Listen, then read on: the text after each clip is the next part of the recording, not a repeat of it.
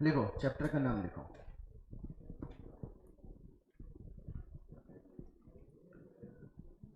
Final accounts of sole proprietors. Final accounts of sole proprietors.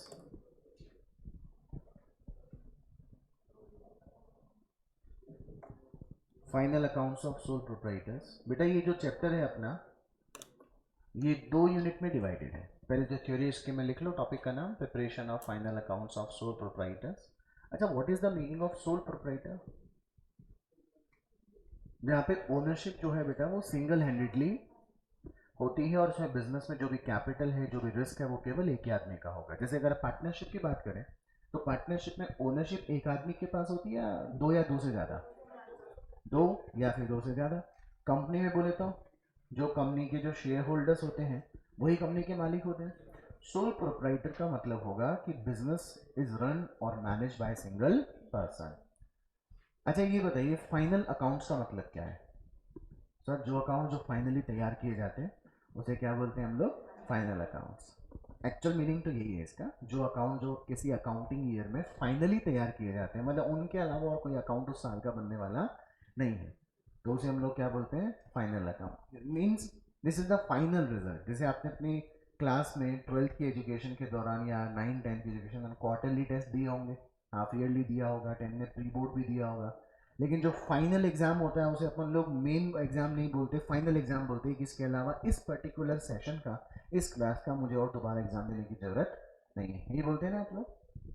Final accounts का मतलब क्या है बेटा? जब आप याद करो, मैंने आपको रेक्टिफिकेशन ऑफ एरर का जब टॉपिक पढ़ाया था कि rectification of error after preparation of final account जब होगा, तो मैंने कहा था कि जब साल के एंड में फाइनल अकाउंट्स बनाए जाते हैं तो जो नॉमिनल अकाउंट्स होते हैं उनको अपन ट्रेडिंग और पी&एल में ट्रांसफर करके क्लोज कर देते हैं, बट जो रियल अकाउंट है, जो पर्सनल अकाउंट को क्या नहीं किया जाता? क्लोज नहीं किया जाता।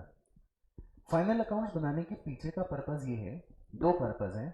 अगर मैं ऐसे अकाउंटिंग पॉइंट ऑफ व्यू से नहीं बोलूँ, सिंपल यूँ ही बोल दूँ कि सर एक बिजनेसमैन जो है, अपना बिजनेस जब उसने शुरू किया था तब उसको नहीं पता था कि वो प्रॉफिट कमाएगा कि उसको लॉस उठाना पड़ेगा। तो सर उसे पता कब चलेगा? सर एक्चुअल में प्रॉफिट हुआ है कि लॉस है तो उस दिन पता चलेगा जब वो बिजनेसमैन अपना बिजनेस को, असेट्स को बेच देगा, लाइबिलिटी को फ्री कर देगा, और बचा हुआ जो अमाउंट होगा वो उसी का होगा। तो वो देखेगा मैंने लगाए तो इतने थे और बिजनेस बंद करने और मुझे इतने पैसे मिल रहे हैं। लेकिन सोचिए, क्या वो बिजनेसमैन ये कह सकता है कि वो कितने साल तक इस बिजनेस को रन करेगा? नहीं कह सकते, क्योंकि बिजनेस की लाइफ तो क्या होती है? अनसर्टेन, इनडेफिनेट पीरियड हो सकता है कि नहीं हो सकता है। इसलिए अपन बिजनेस की लाइफ को क्या करते हैं बेटा? पीरियोडिकली डिवाइड कर देते हैं। हर 12 महीने के एंड में हम एक बार बिजनेस का रिजल्ट पता करते हैं कि हमने इन 12 महीने के पीरियड में क्या प्रॉफिट अर्न किया है, कि क्या हमें कहीं लॉस उठाना पड़ा है। एम आई राइट बच्चा लोग? इसलिए अपन क्या तैयार करते हैं बेटे? Final account. अब आती है बात, फाइनल अकाउंट्स में क्या क्या बनाए जाते हैं? Trading account, profit and loss account and balance sheet. ये ट्रेडिंग, पी&एल और बैलेंस शीट एक सोल प्रोप्राइटर भी बनाएगा, एक पार्टनरशिप भी बनाएगी, और कंपनी के केस में तो एक स्टेटमेंट ऑफ पी&एल बनता है, जो आपने पढ़ा होगा 12th क्लास में। कंपनी बनाती है स्टेटमेंट ऑफ पी&एल, एक इनकम स्टेटमेंट बनाती है आप लोगों का ना। तो फाइनल अकाउंट्स में एक पहला कौन सा बोला आपको मैं? ट्रेडिंग, दूसरा पी&एल और तीसरा बैलेंस शीट। ट्रेडिंग और पी&एल बनाने के पीछे का पर्पस क्या था? ट्रेडिंग अकाउंट तो नॉमिनल अकाउंट्स में से डायरेक्ट एक्सपेंसेस और डायरेक्ट इनकम जो है उनको क्लोज करने के काम आएगा, और profit and loss account nominal account में से जो इनडायरेक्ट एक्सपेंसेस हैं और जो इनडायरेक्ट इनकम है उनको क्लोज करने के काम आएगा। और बैलेंस शीट किसके काम आएगी? जो रियल अकाउंट और जो पर्सनल अकाउंट जिन्हें हम क्लोज नहीं कर सके वो सब उठाकर बैलेंस शीट में शो हो जाएंगे, या तो वो एसेट्स होंगी या फिर वो क्या होगी? लायबिलिटी। जैसे बेटा हमने साल भर में गुड्स परचेज करी, तो हमारी बुक्स में purchase account debit to cash या ट्रेड पेबल आया होगा बच्चा लोग। परचेजेस कितने रुपए की रही होगी? 10 लाख। अब मुझे इस अकाउंट को क्लोज करना है। What is the meaning of closing entry? Sir जिस अकाउंट का बैलेंस क्या चल रहा था उसे तो आप क्या कर दीजिए, और जिस अकाउंट का बैलेंस क्या चल रहा था उसे आप क्या कर दीजिए? डेबिट। परचेज का बैलेंस क्या चल रहा है? पहले आप 11 का याद करो। ट्रेडिंग के डेबिट में आप सबसे पहले क्या लिखते थे? ओपनिंग के नीचे परचेज लिखते थे ना? किस अकाउंट में लिखते थे? ट्रेडिंग के डेबिट में लिख रहे हो ना? एंट्री बोलो क्या हो रही है? Trading account debit to purchases. देखो मैं इस ट्रेडिंग अकाउंट से ही क्या करने वाला हूँ बेटा, इसे क्लोज। एंट्री बनाओ आप फटाफट। Trading account debit to purchases, कितना रुपए बेटा? 10 लाख। बात समझ में आ गई? अच्छा, आपने माल बेचा, माल बेचने पर एंट्री क्या हुई? Cash bank debtor account debit to. मान लीजिए आपने कितने का माल बेचा? 15 लाख। बताओ सेल्स आपकी इनकम है ना बेटा? डायरेक्ट इनकम है ना आपकी? आप इस सेल्स नाम की इनकम को क्लोज करेंगे तो जो सेल्स पहले से क्या है उसे क्या कर दीजिए? एंट्री बोलिए। Sales account debit to trading. बात समझ में आ गई? तो आपके ट्रेडिंग का डेबिट कितना हो गया? ट्रेडिंग का क्रेडिट कितना हो गया? ओवरऑल रिजल्ट जीपी 5 लाख आ गया कि नहीं आ गया? आपने सपोज वेजेस का पेमेंट कर रखा होता तो वेजेस पे करने की एंट्री क्या होगी? Wages account debit to cash. बताओ एक्सपेंस अकाउंट है कि नहीं? कौन से नेचर का अकाउंट है? डायरेक्ट नेचर का। डायरेक्ट मतलब जो कि गुड्स के खरीदने से और उसको बनाने से जुड़े हुए खर्चे हैं। अब मुझे इस वेजेस को क्लोज करना है तो पी एंड एल से करूँ कि ट्रेडिंग से? ट्रेडिंग से। एंट्री क्या होगी? Trading account debit to wages. बेटा मैंने कमीशन का पेमेंट किया, एंट्री बोलिए।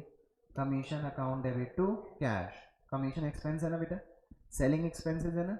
सेलिंग एक्सपेंस है कमीशन। इनडायरेक्ट एक्सपेंस है कि डायरेक्ट है? इनडायरेक्ट। ट्रेडिंग से करूं कि पी एंड एल से? एंट्री बोलो।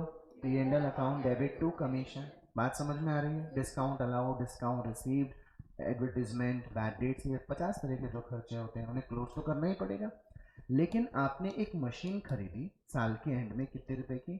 1 लाख। इसके ऊपर कोई भी डेप्रिसिएशन नहीं लग सका है, साल के एंड में खरीदी, तो बाय बैलेंस सीडी भी 1 लाख होगा कि नहीं होगा?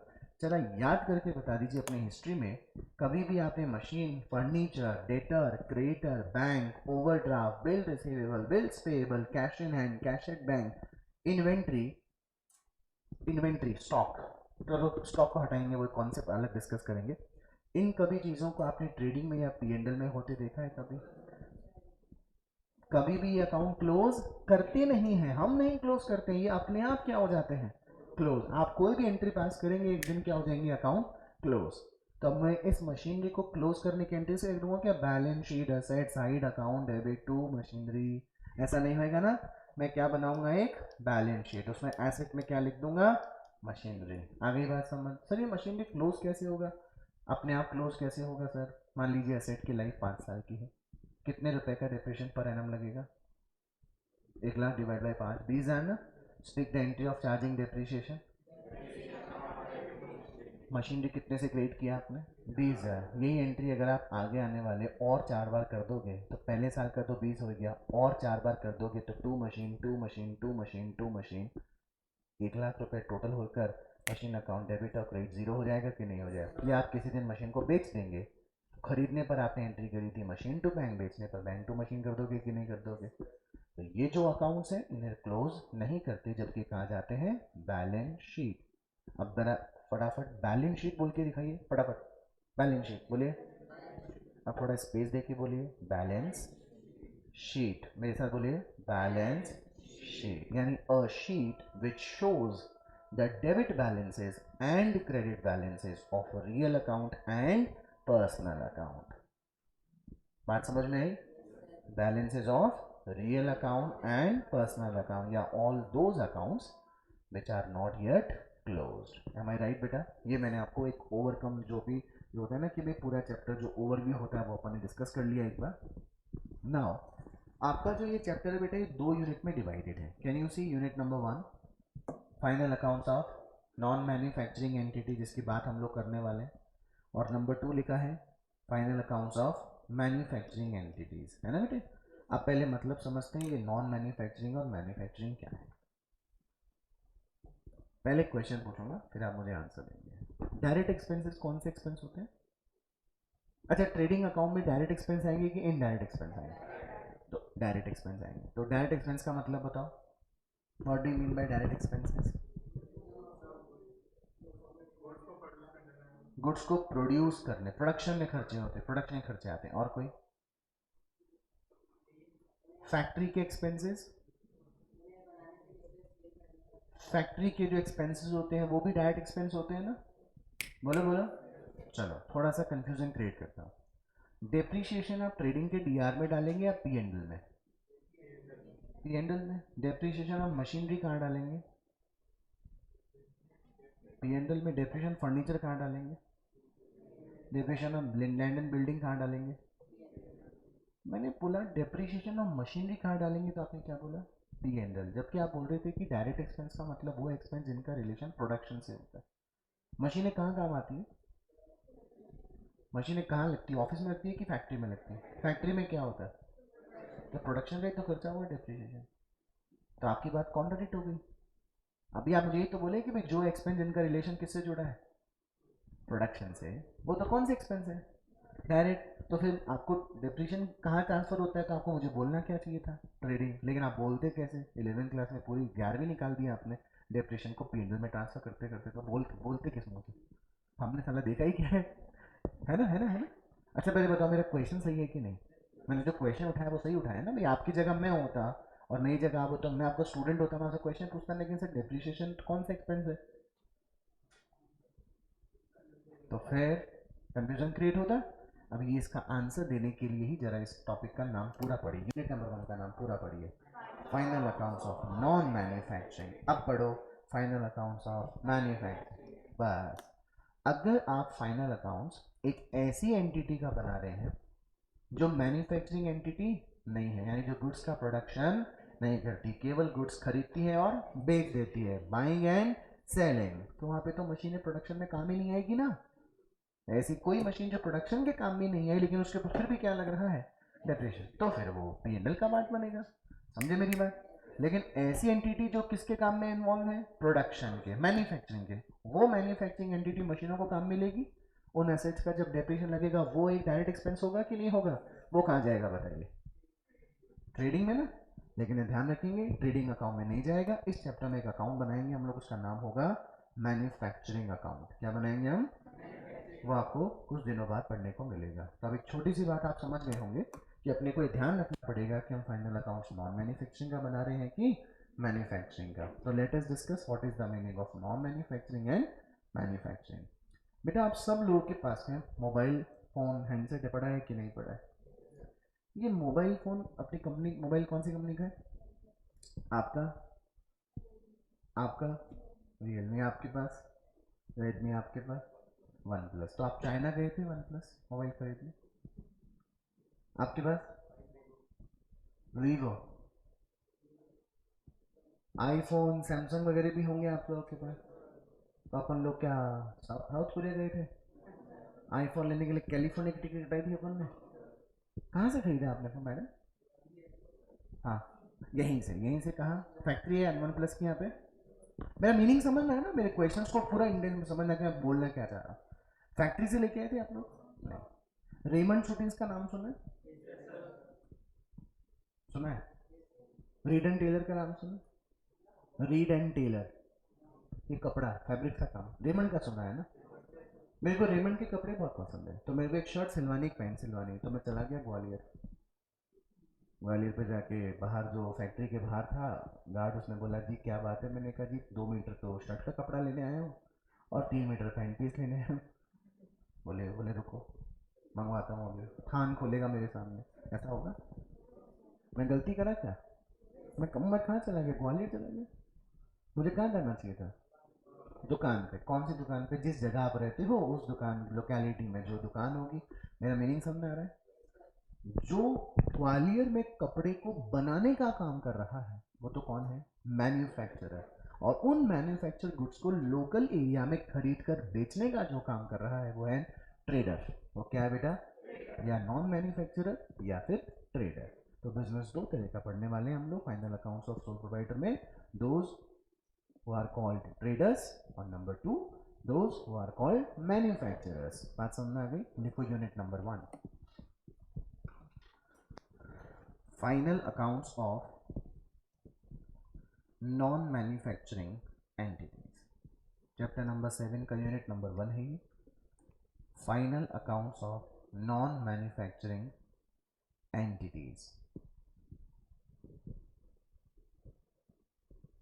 सबसे पहले लिखेंगे meaning,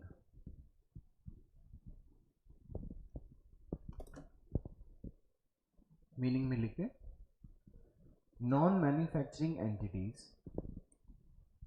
non manufacturing entities are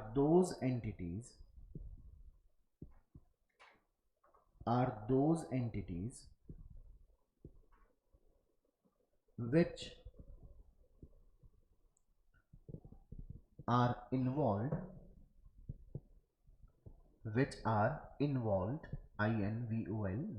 involved in buying and selling the goods, in buying and selling the goods, full stop. ठीक है बेटा? In the name of their final accounts, in the name of their final accounts, following are prepared, following are prepared. Number 1, trading account. Number 2, profit and loss account. And number 3, balance sheet. Balance sheet नहीं बोलते, balance sheet. ठीक है, मतलब आगे से ध्यान रखना, रुक रुक के मत बोलना मैं, लेकिन बैलेंस शीट ऐसा नहीं, बैलेंस शीट. तो आपको बार बार ध्यान रहे कि वो बैलेंस शीट का मतलब ऐसा एक ऐसी शीट, एसेट्स और लायबिलिटी नहीं, रियल अकाउंट और पर्सनल अकाउंट के उन लेजर अकाउंट्स को शो कर रही है जिनको अभी तक क्लोज नहीं किया जा चुका है. बात समझ में आ गई? अच्छा, ट्रेडिंग अकाउंट किस में हेल्प करेगा आपकी? टू असर्टेन ग्रॉस प्रॉफिट और gross loss. P and L account किस में मदद करेगा? नेट प्रॉफिट और नेट लॉस. बैलेंस शीट का मीनिंग समझाई दिया आपको मैंने. क्लोजिंग एंट्री का मतलब क्या होगा? जिस अकाउंट का बैलेंस डेबिट है उसे क्या कर देंगे? क्रेडिट. जिसका बैलेंस क्रेडिट है उसे क्या कर देंगे? डेबिट. जो डायरेक्ट नेचर के एक्सपेंसेस हैं वो ट्रेडिंग अकाउंट के डेबिट में जाके क्लोज होंगे, और जो इनडायरेक्ट नेचर के एक्सपेंसेस हैं वो पी एंड एल अकाउंट के डेबिट में. सेल्स की जो इनकम है बेटा वो एक डायरेक्ट इनकम है बिजनेस की, बाइंग एंड सेलिंग, वो ट्रेडिंग अकाउंट से क्लोज होगी. और इसके अलावा commission receive, discount received, any other interest on investment, what ever the income receive from other sources will be transferred to credit of P&L account. मतलब they will close by debiting those account and creating the profit and loss account. Am I right बेटा? अब मैं आपसे एक बात पूछूंगा, उसको ध्यान समझना है, फिर फटाफट जवाब देना है. मशीन परचेज्ड, एंट्री बोलिए. Machinery account debit to cash, या चलो मैंने बैंक लिख दिया. मशीन कितने रुपए की? 1 लाख. सैलरी पेड ₹1,10,000, एंट्री बोलो. Salary account debit to cash. ये टू बैंक और टू कैश में कंफ्यूज मत होइए, कुछ भी लिख सकते हैं. ठीक है. अच्छा, रेंट पे करने की एंट्री बोलिए. Rent account debit to cash से ₹1,40,000. बेटा ये ट्रांजैक्शन एंट्रीज हो रही हैं क्या? जितनी भी मैंने 3 एंट्री बोली हैं ये कौन सी एंट्रीज है? Transaction entry. एम आई राइट? अब मुझे ये बताओ, इस मशीन को मैंने खरीदा था April 1st, April 1st 19 में खरीदा था. जब मैं बैलेंस शीट बनाऊंगा 31 मार्च 2020, तो क्या मैं इस बैलेंस शीट में मशीन की वैल्यू 1 लाख रुपए ही शो करूंगा क्या? आयुषा ओके. मैंने कहा सैलरी मैंने 12 महीने में से केवल 11 महीने की ही पे की है 10,000 पर मंथ के हिसाब से. मैंने सर्विसेज कितने महीनों की ली है एम्प्लॉइज की? 12 मंथ्स की. But out of 12 months I have paid only salary for 11 months. तो प्रॉफिट एंड लॉस के डेबिट साइड में सैलरी नाम का एक्सपेंस 11 महीने का दिखाऊंगा या 12 मंथ्स का? सैलरी नाम का एक्सपेंस, मैंने सर्विसेज 12 महीने की ली है उनसे, पेमेंट अभी तक मैंने केवल 11 महीने का ही किया है. 12 महीने का दिखाऊंगा खर्चा या 11 महीने का? Raise your hand. 12 months, 11 months. Okay, मैंने 1,40,000 रुपये का जो ये किराया दिया हुआ है, मैंने प्रॉपर्टी यूज तो मैंने करी है 12 महीने, लेकिन 2 महीने का मैंने एडवांस रेंट पे कर रखा है, यानी 14 महीने का मैंने रेंट पे कर रखा है। तो जब मैं प्रॉफिट एंड लॉस अकाउंट बनाऊंगा तो मैं 12 मंथ का रेंट पेड 120 दिखाऊंगा या 14 मंथ्स का रेंट पेड 140 दिखाऊंगा? 14 मंथ्स का दिखाएंगे। बहुत सही जवाब है। कल आप सब बच्चे एक बार 11th क्लास की मार्कशीट लेकर दिखाएंगे। नाउ आई एम 100% श्योर कि मुझे क्या देखनी है, आपकी मार्कशीट देखनी ही पड़ेगी, ना लायक कहेंगे। ये जितनी भी एंट्रीज आप होते देख रही हो वो कौन सी एंट्रीज थी? Transactional entries. कौन सी थी? चलो बताइए, मैं इसे 1 लाख पे दिखा सकता हूँ क्या साल के एंड में? नहीं ना, क्या बोलेंगे आप मुझे? डेप्रिशिएशन। चलो डेप्रिशिएशन चार्ज करने की एंट्री बोलता हूँ, आप लोग बोलिए, मेरे को आती है। Depreciation account debit to cash. बहुत अच्छी आती है सर। अरे यही होती है, यही होती है। मशीन के ऊपर डेप्रिशिएशन लगा मतलब खर्चा हुआ। आपने 10,000 रुपये का पेमेंट दे दिया, पर लेगा कौन आपसे? अड़ोसी पड़ोसी को देंगे क्या? पड़ोसी को बोलेंगे इधर आओ पड़ोसी, 10,000 रुपये का डेप्रिशिएशन लग गया मशीन के ऊपर। पड़ोसी बोलेगा आपके घर में देखो 3-4 मशीनें और पड़ी होंगी, उनका भी डेप्रिशिएशन लगा, वो भी दे दो। मतलब आप मानते हो ना कि मैंने गलत लिखा है? What should I have return? Machine. कितना रुपए? बताओ, यहाँ पे एक ट्रांजेक्शन हो रहा था कि नहीं हो रहा था? क्या यहाँ कोई ट्रांजेक्शन हो रहा है? आप कर रहे हो एडजस्टमेंट एंट्री। कौन सी एंट्री कर रहे हो आप? अच्छा चलो, मैंने कहा मैंने अपने एम्प्लॉयज से सर्विसेज कितने मंथ की ली है। अच्छा बेटा, एक चीज़ तो आप मुझे बता ही सकते हो कि हाँ सर इतना तो याद है, जब ट्रेडिंग अकाउंट बनाते हैं या प्रॉफिट एंड लॉस अकाउंट बनाते हैं उसकी हेडिंग क्या लिखते हैं? Trading and P and L account for the year ending. बहुत बहुत धन्यवाद आपका, फॉर द ईयर एंडिंग। मैंने कहा कि ये साल स्टार्ट कब से हुआ था? April 1, 19 से, और एंड कब हो रहा है? देखो बेटे, इसमें 11 महीने तो नहीं आ रहे कहीं? कितने मंथ आ रहे थे? Are you sure?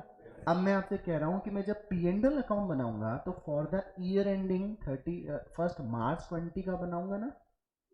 स्टार्ट कब से हुआ था वो? तो इस साल में कितने महीने थे? और मैंने सर्विसेज भी एम्प्लॉय से कितने मंथ्स की ली है? तो मुझे सैलरी नाम का खर्चा भी कितना ही पे करना चाहिए था, बट आई कुड पे ओनली।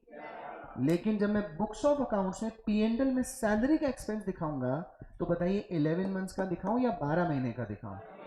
12 महीने का, जिसमें 11 मंथ्स का तो क्या होगा? पेड, और एक 1 मंथ का आउटस्टैंडिंग होगा कि नहीं होगा ना? तो आप बोलोगे सर 12 मंथ्स का दिखाओ। मैंने कहा 12 मंथ्स का दिखाऊंगा तो 1,20,000 रुपये होगा। आपकी बुक्स में तो सैलरी डेबिट कितने से है? तो डेबिट तो कितने से होनी चाहिए थी? अरे कर दो ना सर, मैंने कही लो salary account debit to bank. Sir bank तो कर ही नहीं सकते क्योंकि अभी तक आपने पे तो किया ही नहीं। तो ये तो कौन सी एंट्री थी? Transaction entry. लेकिन आप यहाँ पर एक एंट्री दिखाएंगे, salary account debit to outstanding. ये कौन सी एंट्री हुई? बात समझ में आई? रेंट का पेमेंट किया आपने 1,40,000 हर महीने 10,000 रुपये के हिसाब से, तो 10,000 महीने के हिसाब से किया तो 14 महीने का पे कर दिया। लेकिन आपका अकाउंटिंग ईयर तो कितने मंथ्स का है? कुछ याद है? प्रीपेड होता है। तो मुझे प्रॉफिट एंड लॉस के डेबिट में रेंट का खर्चा 140 दिखाना चाहिए था कि 120 दिखाना चाहिए? लेकिन बुक्स तो कितना दिखा रही है। तो कोई बात नहीं, वापस वापस ले लेता हूँ, कैश और बैंक अकाउंट पकड़ लेता हूँ। लैंडलॉर्ड को पैसे दे मेरे, तो बोलेगा तेरे को देने ही होते तो मैं एडवांस क्यों लिया होता? मैं एक prepaid rent account debit to rent करूंगा क्या? यहाँ पे तो ट्रांजेक्शन होता दिख रहा है ना, क्या यहाँ पे ट्रांजेक्शन दिख रहा है? नो। ये कौन सी एंट्री है? अब मुझे फटाफट बताओ, अगर मैं इन तीनों एंट्री को किए बगैर ही क्या बनाने बैठ जाऊं फाइनल अकाउंट, मेरी पूरी की पूरी फाइनल अकाउंट गलत बनेगी कि नहीं बनेगी? इसलिए before finalising the books of accounts certain adjustments are required to be made. उन एडजस्टमेंट को करने के बाद ही आप अपने बिजनेस के सही फाइनल अकाउंट्स बना सकते हो। अगर आपने वो नहीं बनाए हैं, अगर एडजस्टमेंट एंट्री पास नहीं करी है, तो आपका प्रॉफिट लॉस भी गलत आएगा और फाइनेंशियल पोजीशन भी गलत होगी कि नहीं होगी? आखिरी का 1 मिनट फटाफट जवाब दो, अगर मैं डेप्रिसिएशन नाम का खर्चा नहीं दिखाऊं प्रॉफिट गलत आएगा कि नहीं आएगा? बैलेंस शीट गलत बनेगी कि नहीं बनेगी? सैलरी नाम का खर्चा 11 महीने का दिखाता तो 1 महीने का खर्चा कम दिखाएं तो प्रॉफिट बढ़ जाता बेटा। प्रॉफिट बढ़ जाता मतलब बैलेंस शीट भी गड़बड़ प्रॉफिट भी गलत। और खर्चा था मेरा एक्चुअली 1,20,000 का और मैं दिखा कितना रहा हूँ बुक्स में, तो खर्चा बेवजह बढ़ जाने से प्रॉफिट कम हो गया कि नहीं हो गया? सब कुछ गलत। इसलिए before finalising the books of accounts certain adjustment entries are required to be pass. यहाँ से हम लोग कल डिस्कस करेंगे कि कितने एडजस्टमेंट्स होते हैं, ठीक है।